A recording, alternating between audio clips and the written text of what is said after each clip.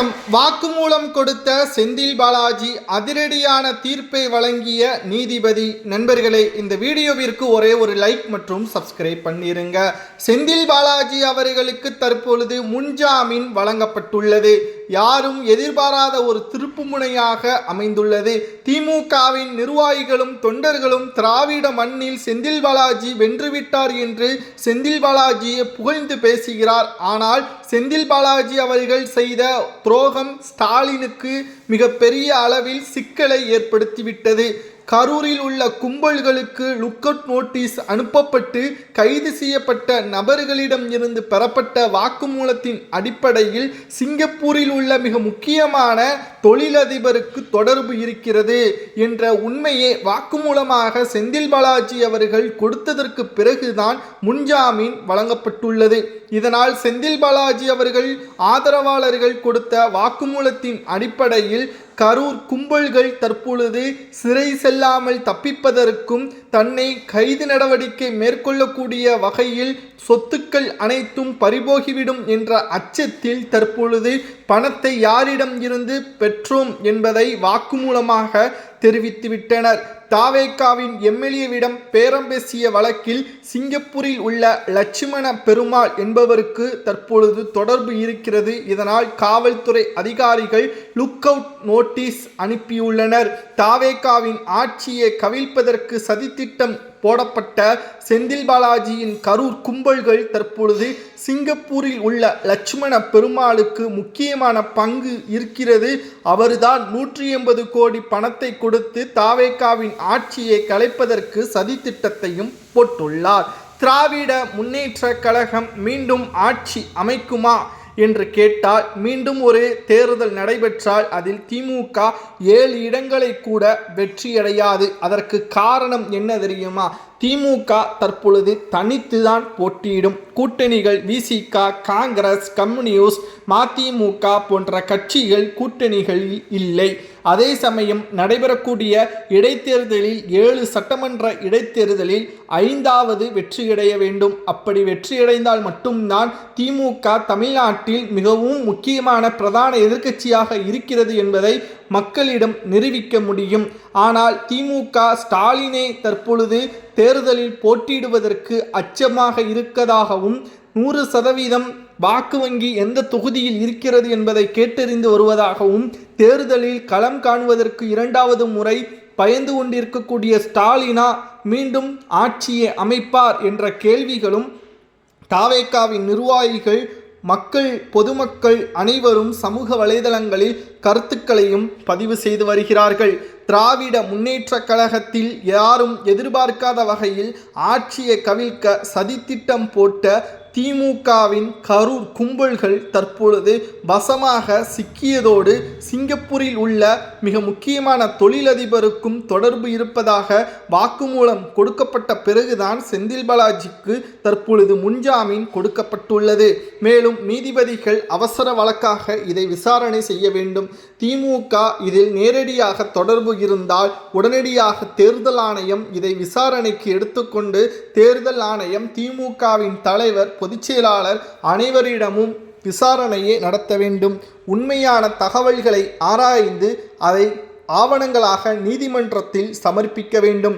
மக்கள் தேர்வு செய்த ஆட்சியை கலைக்க சதித்திட்டம் போட்ட நபர்களுக்கு நிச்சயமான கடுங்காவல் தண்டனை வழங்கப்படும். உடனடியாக சிங்கப்பூரில் இருந்து லட்சுமண பெருமாளை தமிழ்நாட்டிற்கு அழைத்து வர நடவடிக்கை துரிதமாக எடுக்கப்பட வேண்டும். செந்தில் பாலாஜிக்கு முன்ஜாமீன் வழங்கப்பட்டதால் அவர் வெளிநாட்டிற்கு செல்லலாம் என்று நினைத்துவிடக்கூடாது. அவர் தமிழ்நாட்டில் மட்டும்தான் இருக்க வேண்டும். காவல் நிலையத்தில் அவர் கையெழுத்திட வேண்டும். அது மட்டுமல்ல, செந்தில் பாலாஜி அவர்கள் கொடுத்த வாக்குமூலங்கள் உண்மைக்கு புறம்பாக இருந்தால் அவரது ஜாமீனும் ரத்து செய்யப்படலாம் என்ற செய்தியும் தற்பொழுது கிடைக்கப்பெற்றுள்ளது. திராவிட முன்னேற்ற கழகத்தை பொறுத்தளவிற்கு மிகப்பெரிய அளவிலான மாற்று அரசியலை தற்பொழுது பேசியுள்ளார். செந்தில் பாலாஜி அவர்கள் இனியும் திமுகவில் இருந்தால் அது நிச்சயம் வெற்றியடைய முடியாது, தனது சொத்துக்களை பாதுகாக்க முடியாது என்ற காரணத்தினால் தற்பொழுது தாவேகாவில் இணையலாமா என்ற ஒரு ஆலோசனையில் ஈடுபட்டிருப்பதாக தகவல்களும் கிடைக்கப்பெற்றுள்ளது. அப்படி ஆலோசனை அவருக்கு சாதகமாக தாவேகா செந்தில் பாலாஜியை இணைக்குமா என்று கேட்டால் நிச்சயம் இணைப்பதற்கு வாய்ப்பே கிடையாது. ஏனென்றால் திராவிட முன்னேற்ற கழகம் தற்பொழுது செந்தில் பாலாஜி அவர்கள் வெளியேறினால் தாவேகா இணையாது. காரணம், செந்தில் பாலாஜி மிகப்பெரிய ஊழல்வாதி. மின்சாரத்துறை மற்றும் மதுபான ஆயத்தீர்வுத்துறை, கடந்த அதிமுகவின் ஆட்சியில் போக்குவரத்து துறை என்று சொல்லிக்கொண்டே போகலாம். ஊழல் மன்னன் செந்தில் பாலாஜி என்று. இவரை நிச்சயம் தாவேகாவில் இணைக்க முடியாது. முதல்வர் விஜய் அவர்கள் கரூருக்கு செல்வதற்கு முன்னால் செந்தில் பாலாஜியை சிறையில் அடைப்பதுதான் தாவேகாவின் எண்ணம் என்று பலரும் கூறுகிறார்கள். ஆனால் அது உண்மை அல்ல.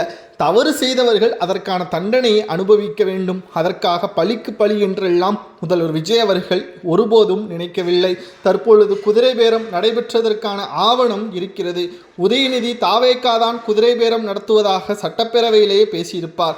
ஆனால் ஆதாரம் கேட்ட சபாநாயகரிடம் தற்பொழுது எதுவும் இல்லாத வெற்று பேப்பரை காமித்து சட்டசபையில் இருந்து வெளியேறினார் உதயநிதி. ஆனால் திமுக குதிரை பேரம் செய்ததற்கான ஆவணங்களும் குற்றவாளிகளும் தற்பொழுது இருக்கிறார்கள். இப்பொழுது திமுகவின் மீது நடவடிக்கை எடுப்பது மிகவும் சிறப்பானது.